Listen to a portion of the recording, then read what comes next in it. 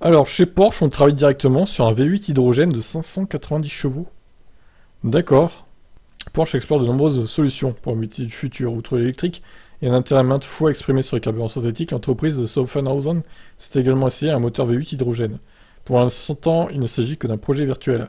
Mais ça ne signifie pas qu'il n'a pas été abordé avec tout le soin nécessaire. En bref, nous sommes à la phase d'étude, mais un travail sérieux est effectué par les ingénieurs.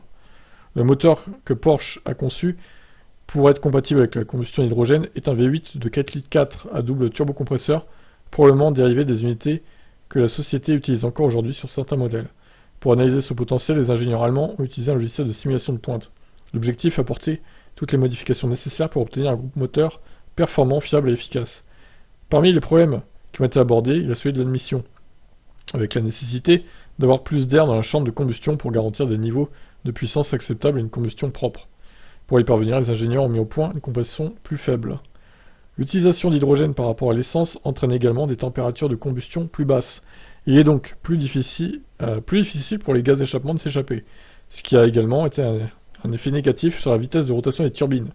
Pour résoudre ce problème, Porsche s'est tourné vers les compresseurs électriques et les admissions réglables.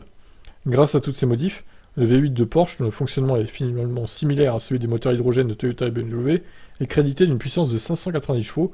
Cette puissance est d'autant plus incroyable que le moteur n'émet aucune particule de CO2 et de très faibles niveaux d'oxyde d'azote. Porsche est allé plus loin dans les simulations et a également calculé que ce moteur, monté dans une voiture d'environ 2 tonnes 6, pourrait boucler un tour du Nürburgring en 8 minutes 20 secondes. C'est pas tout à fait aussi rapide que la Taycan Turbo S, mais c'est tout de même un bon chrono.